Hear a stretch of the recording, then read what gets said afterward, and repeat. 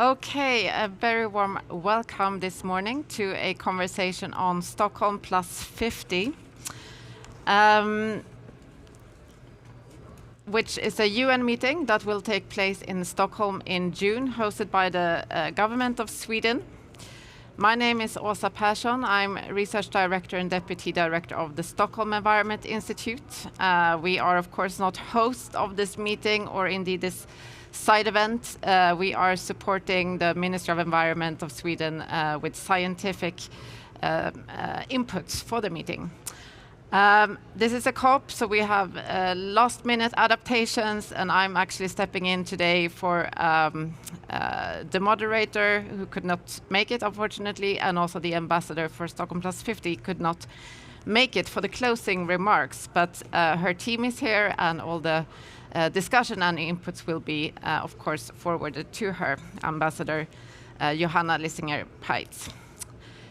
So I wanted to actually start by congratulating you. I think we can be a bit self-congratulatory at this stage of the COP. It's hard work, week 2. You show up, it's early morning, and that bodes for good energy into the negotiations. Also, congratulations for taking the long view. Of course, here in Glasgow, we focus on the next 3 days, getting a strong outcome. But thinking about Stockholm+50 really also opened the minds to reflect back longer, 50 years back, what happened in 1972, what vision did the decision makers have at that time, have we made progress, and also using that, of course, as a springboard to think forward, what needs to happen for the next 50 years. Because the job is not done, but the potential for action is much greater than ever before, I would say. A final congratulations for also being interested in taking the full view of the environmental dimension of sustainable development. Of course, here we are focused very much on climate change, but as we all know from the scientific community, from the many reports from UNEP and others, we are facing a triple crisis: climate change, biodiversity loss, and pollution. We need to better maximize the synergies in achieving all these goals that we have set up for ourselves, and also understanding the upstream drivers. How do we need to achieve healthy economies for a healthy and prosperous planet? So without further ado, I would like to invite the first speaker of today, Minister Per Bolund, who is Minister for Environment and Climate and Deputy Prime Minister of Sweden, to give us some welcoming remarks.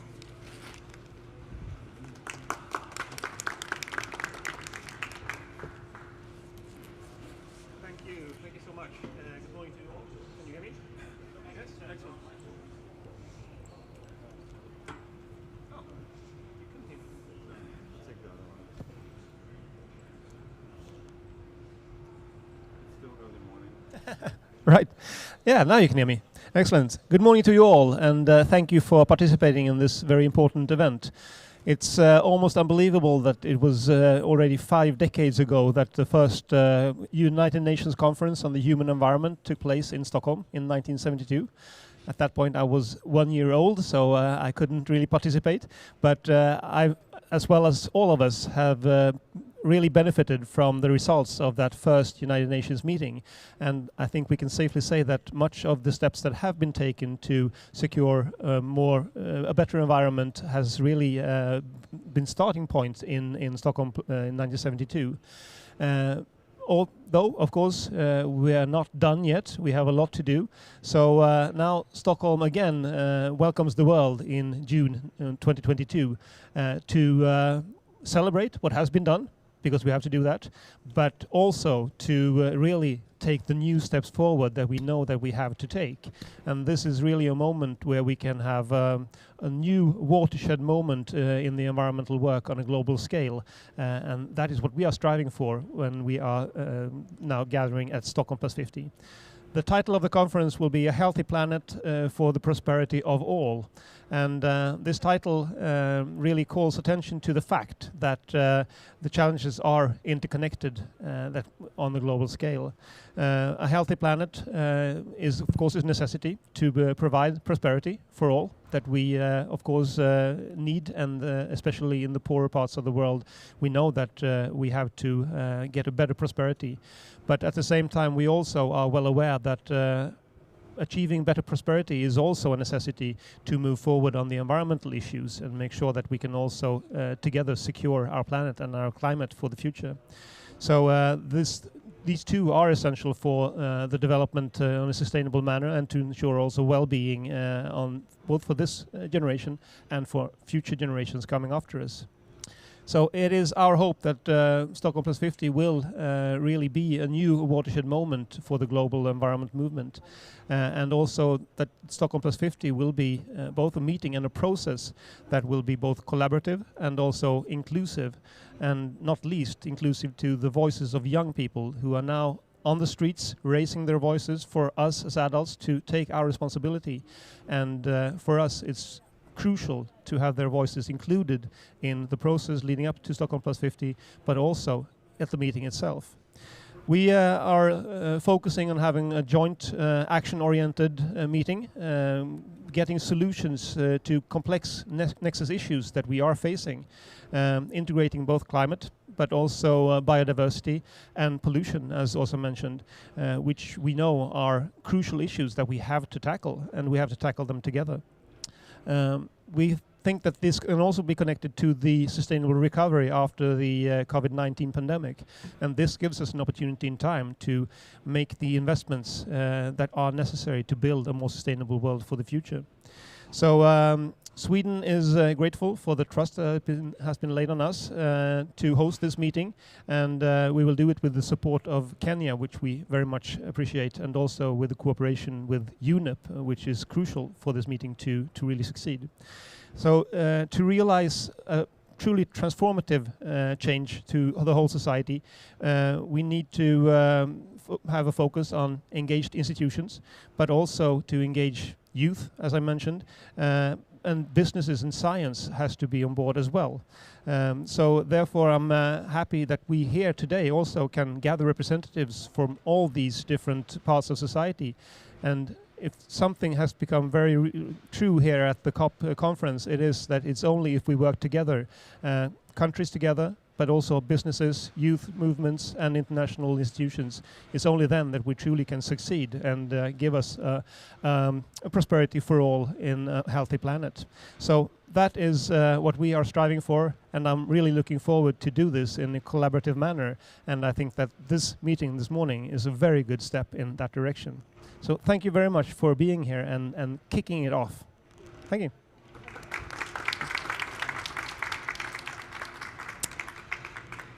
Thank you so much, Minister Bolund, for this invitation to start the conversation today.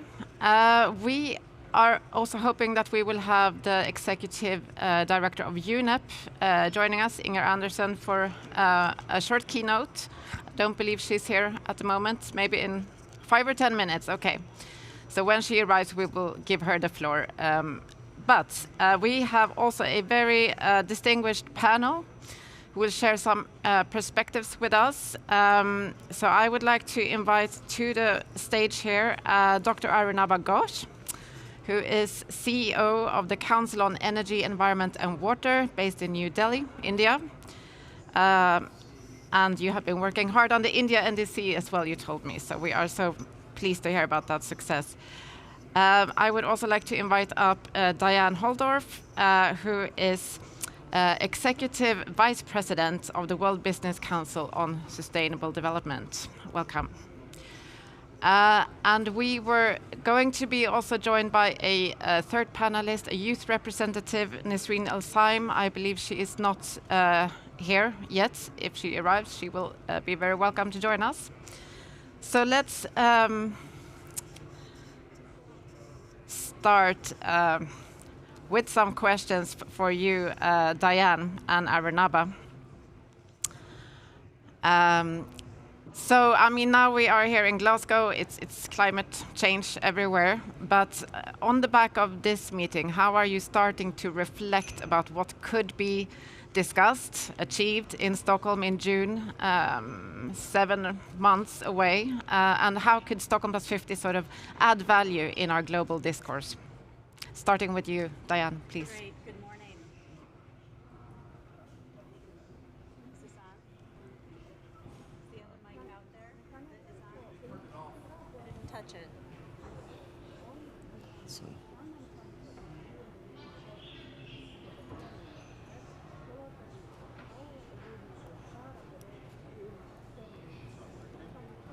No, it's on, but check. No. It works just before. This Yes, let's go ahead. And sorry about the technical difficulties we're having. Oh, This one is on. There we Okay, go. good. Good morning. Thank you so much. It's a pleasure to be here. And one of the reasons why I'm so excited to be here this morning is because creating a moment like Stockholm+50 brings a really bright light on not only how far we've come, which is always important to celebrate, but quite frankly, keeps the focus on the urgency of what we have yet to do. And the integrated agenda that Stockholm+50 brings to the opportunity to lift the action for what it's going to take for delivery is one not to be missed. I am here representing World Business Council for Sustainable Development. We have over 200 global companies as members, and together with partners and stakeholders, we work on the collective actions that it's going to take to transform these sectors that will deliver the Paris Agreement and the SDGs, as well as thriving futures for the planet that we all share and the societies in which we live. Now, Stockholm+50 is really setting forward, I think, a quite exciting format for the agenda, focusing on how value chains, together with governments, will deliver the shifts that we need. The other thing that I love about the way Stockholm+50 is coming forward is it's creating the space for leadership dialogues, in addition to just bringing forward these actions and commitments that will drive us forward. As we've said here before, leadership dialogues need a broad range of leaders, not just government, not just business, youth, indigenous leaders, many others. So taking the opportunity to integrate that into the planning is going to be great. Waiting for the announcement to be complete. Great. But why WBCSD and why here this morning? We're very committed to mobilizing business leadership. We do this quite often into these big events, taking the collective action that's already underway and bringing it out in these big moments to show what's possible, what level of ambition needs to look like, and ratcheting that higher, and driving forward the actions and the delivery that's already in way, bringing as many people together on that journey as possible. One of the things that we have participated in 2021 was the UN Food Systems Summit, where we really mobilized all sectors of the food system, large business, small business, together in partnership with many others into that dialogue. And the Food Systems Summit was something where every single panel had representatives of youth, business, government, civil society, scientists, producers, or indigenous leaders. And that's something that I thought was powerful that I'm missing, frankly, at this COP. So I'm hoping that we can integrate that more as we head into Stockholm+50. And then the final piece I'll say before I turn it over is that value chains are critical to intersecting with government jurisdictional decision making. So the more we can bring forward and support how big sectors need to deliver and what the actions are that need to be taken in the roadmap for that, the more we shine that as a focus, the more I think we're going to create integrated outcomes that are going to drive the success that Stockholm+50 is set up to deliver. Thank you so much, Diane. So roadmaps for value chains and this sort of shared leadership between sectors. Over to you, Arunabha. What do you think? Thank you, Åsa, and good morning, everyone. I'm Arunabha. I run the Council on Energy, Environment and Water. We are pleased to be partnering with SEI and writing the report for Stockholm+50. Now, if I look at the journey through COP26 and to Stockholm+50, to me, it's a transition from emergency to urgency to agency. Let me just explain what I mean by this. The conversation we are having right now is in the backdrop of nearly 2 years of a planetary emergency that we've all been through already, the pandemic, but knowing that the damages we're doing to our biodiversity, the damages we're doing to our natural environment are also going to hit back What we do to the planet is not nearly as bad as what the planet will do back to us. And it's in that context of an emergency that we are recognizing the urgency of needing to act. And the past week has demonstrated that many countries, rich and poor, large and small, are interested in putting forward near-term and long-term solutions. What is missing? It's the agency, because we will spend the next maybe 48 to 72 hours nailing down the square brackets of a negotiated text. And while that is important, the journey between now and June next year should be how do we have the right actors in place, the businesses, the communities, the youth leaders, even the aged, who have the agency to become masters of their own destiny as we try and reimagine our relationship with nature. I wanted to just reflect back 50 years, and Osher has heard me say this several times over. What was the context in which we had Stockholm 1972? The context was scarcity. We thought as a species we were running out of resources. Water, land, food, right? This whole Malthusian worry that the human species would run out of resources. What is the context in which we are having the conversation in Stockholm 2022? It's not scarcity, it's abundance. We have now mastered the planet so much that we've entered the age of the Anthropocene. That our hubris now does not stop us from extracting every little ounce of resource that is there on the planet. The problem of the human species is no longer scarcity, it is our rapacious abundance. And how do we reimagine our relationship with nature that begins to give us an agency that is consistent with a healthy planet, consistent with prosperity for all. If we can make the road from Glasgow 2021 to Stockholm 2022 with that focus on agency and the focus on inclusiveness, that to me would be success. Thank you so much for these really inspiring opening remarks. Agency, indeed, a key word for us to bring with us. We're going to pause for a moment in this panel discussion, and we're very pleased to invite the Executive Director of UNEP to the stage, Inger Andersen, to share your remarks on Stockholm+50. How are you? Lovely to see you. I'm so sorry to be late. But as you know, in 1972, heads of state, and I just had the snippet end of your marvelous intervention, heads of state and others gathered. And in fact, two pioneers behind it was Indira Gandhi and Olof Palme. They were the ones, and you know that Indira Gandhi had a fondness and an engagement in nature throughout her life. And Olof Palme began to understand, and many others obviously, that this age of bubbling rivers, and you have to recall this is when we had acid rain in Norway and Scotland. This is when all of a sudden we realized exactly what you just spoke about. Our overuse, our extraction, our treating the planet as if it had endless resources and we could emit, pollute, extract, pave over, cut down, fragment, etc., our way to wealth. And indeed, that is what we had done. But we had done it without looking at the implications. And there was a realization among some foresightful leaders that this was not a sustainable path. And there was that foresight, and there was a group of leaders who said, look, we need to step up, way back in 72. So it was a journey, but it was a journey that led to Stockholm, and it was a journey that I think was the birth of modern environmentalism. Many NGOs, many activist groups, many conventions, and indeed my own organization, the United Nations Environment Programme, see our roots in that moment. And it was a moment where we realized that the earth was not endless and we were not living with infinity, but we had to begin to think about the boundaries that we needed to put on our extraction and paving over and emissions.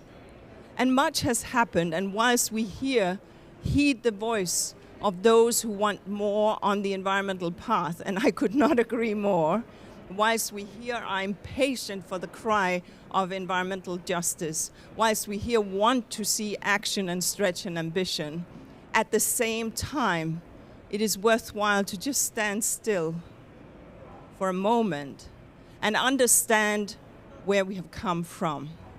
Because in that period of time, you now can go to university and study environmental science. There is now, we now had in 2015, 17 goals that tell us how we live in balance with sustainability on the social, the environmental, and the economic front. And indeed, you have seen a number of conventions being set in place. Some have delivered, some are delivering, and some we are fighting for them to deliver. But the Montreal Protocol, which many people will know, it was also a time when we began to understand that there was a hole in the ozone layer, and when global action got mobilized, and it was a time when we began to close that hole, and now we are closing it. It was also the time when we began to understand that lead in petrol was a very bad thing, causing childhood lack of child development and causing a lot of impacts on health and well-being. And just this year, we had the last pump out leaded petrol. Now, am I impatient? Yes, I am. But I also understand that making change takes a movement and it takes people. And so in Stockholm, with our co-hosts Sweden and Kenya, we look very much forward to that moment, because we are going to look forward to what we're going to do next. And this conference will be looking at intergenerational responsibility, not placing the hope and the dreams on the next future, owning what belongs to all right now, but also ensuring that the next generation has a voice and has influence, not as an act of kindness or symbolism, but reality. It is about thinking how we can implement and seize that opportunity. And it is about connecting and having an inclusive conversation. And it is very much about the 5 R's: regenerate, recover from COVID, rebalance, renew, and reimagine what can be. So I hope that you will all come to Stockholm. Together, Kenya and Sweden are pushing very hard for this conference, and we from the United Nations Environment Programme, who were born in 1972, proudly headquartered in Nairobi, Kenya, the only global headquarters for the UN in the Global South. We look forward to seeing you in Stockholm. Thank you.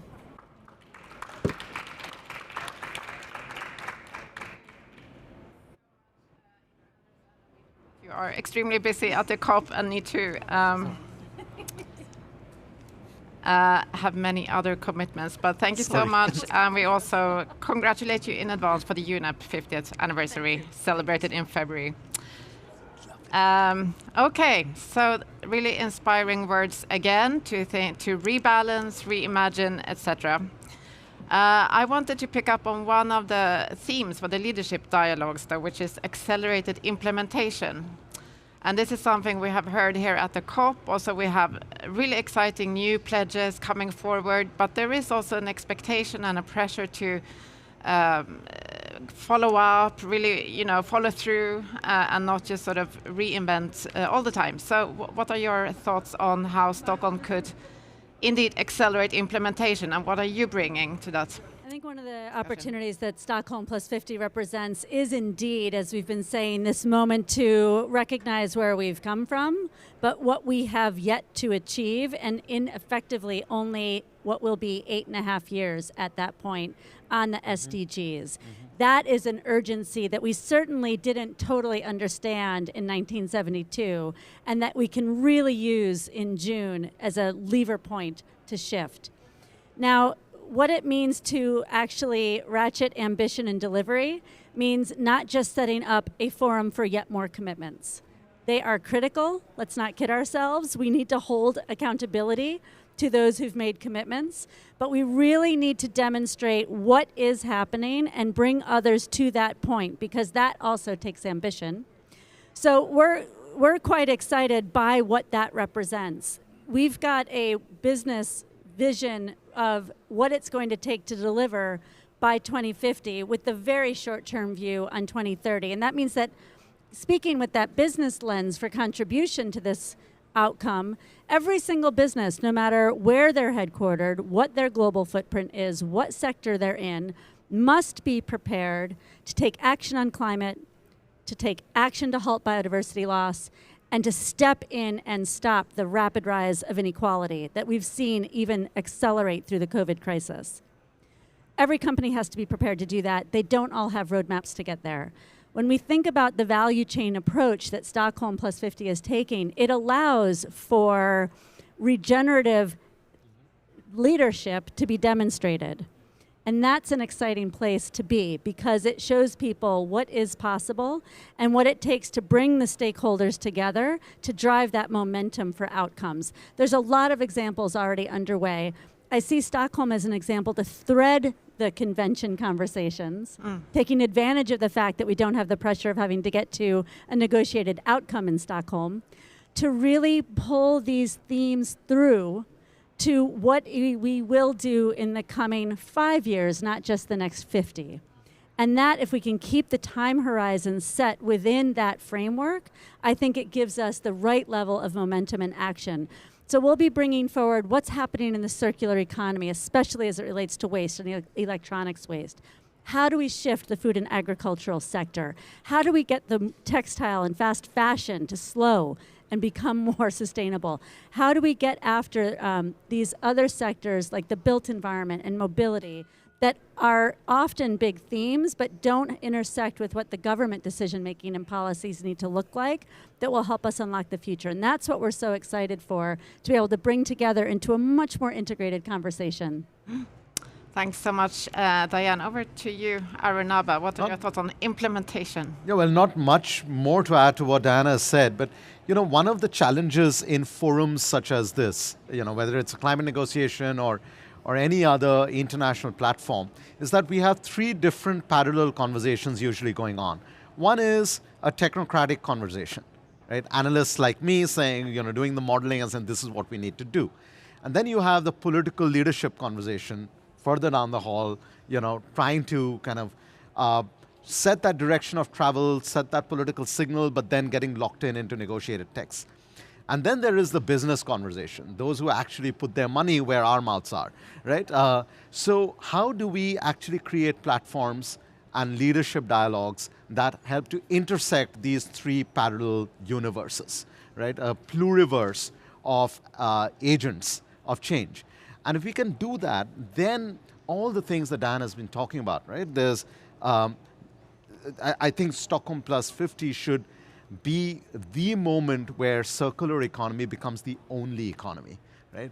Stockholm+50 should be the moment when Green Revolution 2.0 starts off and we change food systems, not just individual food habits. If we can do that, then we are able to demonstrate that all the things that Inga Anderson was saying, that we suddenly started reimagining education, we suddenly started reimagining institutions since 1972, we have to reimagine education, institutions, action from 2022.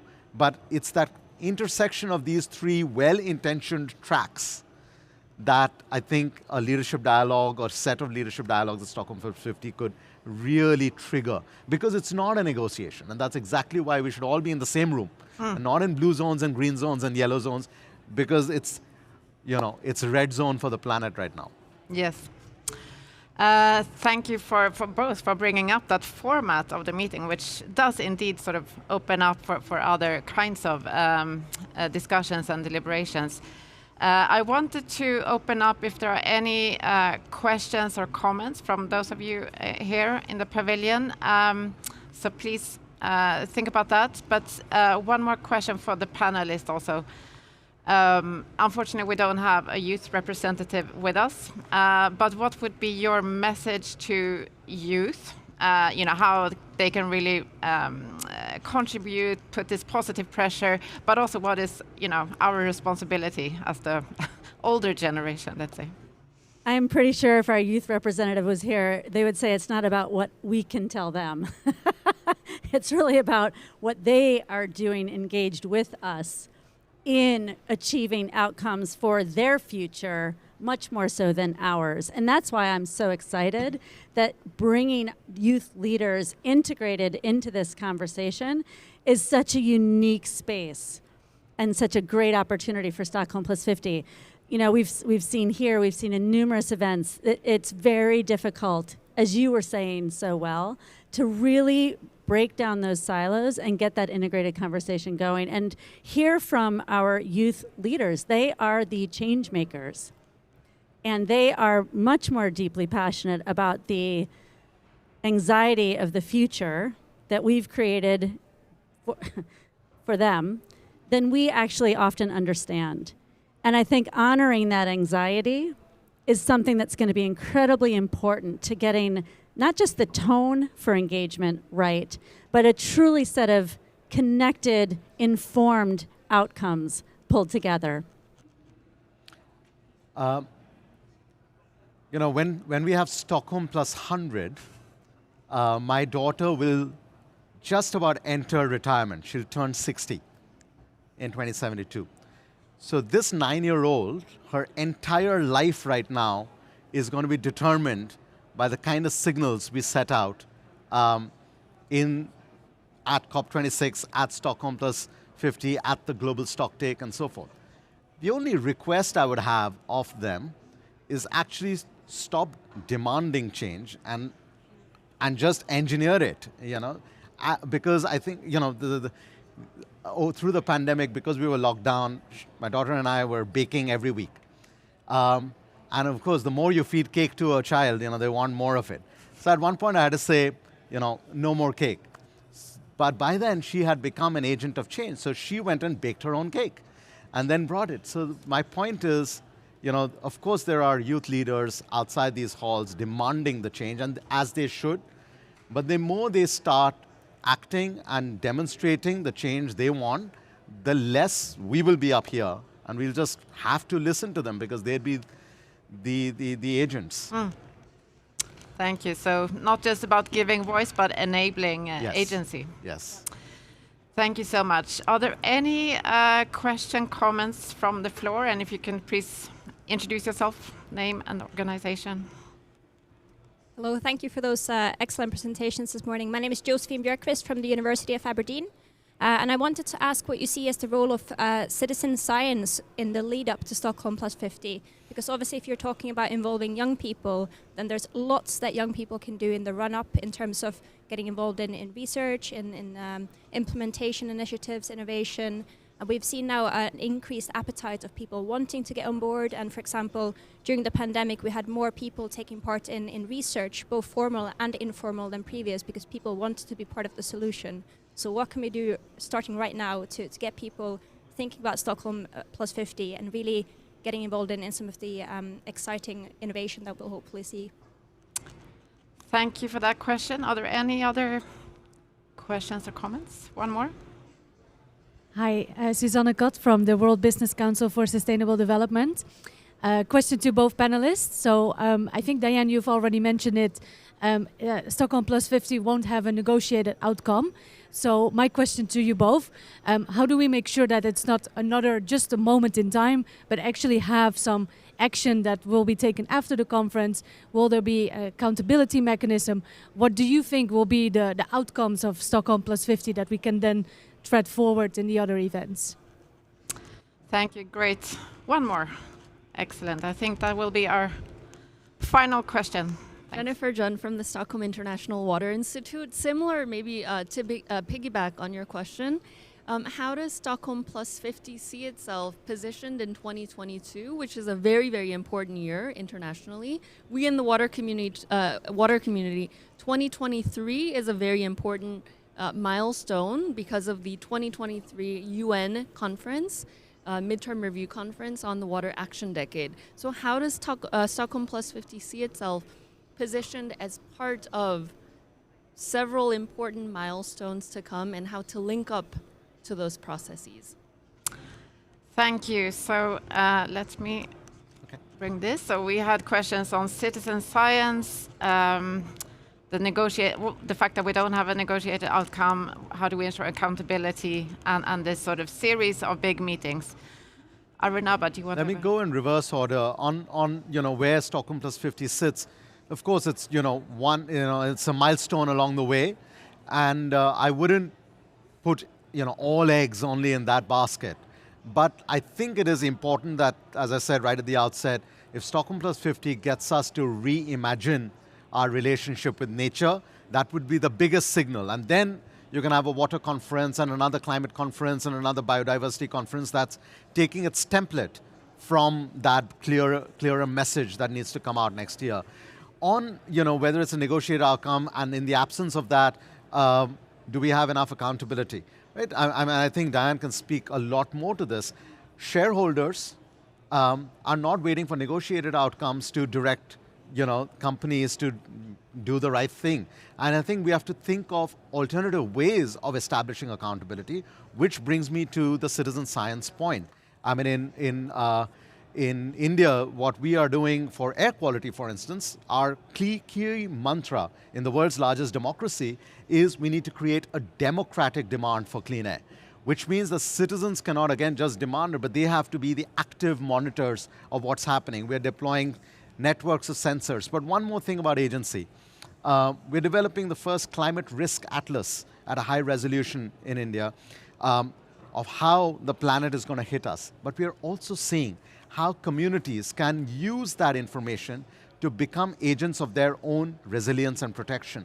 When women-run self-help groups run more than 300 storm shelters in one of the poorest areas of India, getting hit by storm surges and cyclones, it shows that science is not just something that the Met Department does, but communities can own and then again control their destiny. And if more such examples can be brought forth to Stockholm Plus 50, citizen science again becomes something that is one more, maybe in that Inger Anderson way of the next move in education that we can promote to get the energy transition, the sustainability transition much closer to people. Yeah, I totally agree. Maybe I'll just build on a few of those key points. Speaking to the first, the second, and the third question in particular, I think there's the opportunity of Stockholm Plus 50 to really demonstrate the how. How are we going to do it? Let's get very clear on what it's going to take through these integrated leadership dialogues to align on what are those big barriers, perhaps in each of these value chains rather than by individual governments, and really get after the biggest barrier hows. What are the tools? What are the methodologies? What are the frameworks? What are the roadmaps? What are the accountability mechanisms? What's it going to take per sector to deliver? The second thing that I think Stockholm can uniquely do that is articulated already in its objectives is scale. Mm-hmm. If we can focus on the how, we can also then focus on that means what's it going to take to scale. And without scaling, we will not get there. I don't care how urgent we all feel about it. Mm-hmm. We have to get through these individual company commitments. We have to get through these individual pilots on the ground. And we've got to find the connective tissue, the enabling fabric that allows these to go bigger, faster together. And that's what I think that we should look to for Stockholm Plus 50. And throwing a couple of very specific accountability mechanisms into that mix that we will really drive collectively, I think will help us. We don't need to make them new. We've got the TCFD, the Task Force for Climate-Related Financial Disclosures. Mm-hmm. We've got development on the TNFD, the Task Force for Nature-Related Financial Disclosures. Mm-hmm. We've got the ISSB, the International Sustainable Standards Board, that's coming together here, actually. Why don't we create what those need to deliver together? Exactly. Because that pulls in what the capital markets, what the investors, and what the shareholders are expecting in a rapidly transforming space for any company's performance, no longer being sufficiently about financials only. It has got to be about non-financials, and using those market mechanism accountability measures allows us to get to that integrated point that was part of your message as well. Thank you both for those excellent responses. We need to wrap up this conversation. I I can't speak on behalf of the ambassador for Stockholm+50, but I'm sure she would be so grateful for your insightful comments, really great questions, and it's a conversation to be continued. From my part, some keywords I picked up: we need to move from emergency to agency. We need to focus on the how, really manifest how we are going to make these changes that we have committed to, and finally, with the format of Stockholm+50, not having this negotiated outcome, maybe it's a place where we can start shifting norms towards circularity. So with that, thank you again so much, and thank you all for joining us today. Thank you.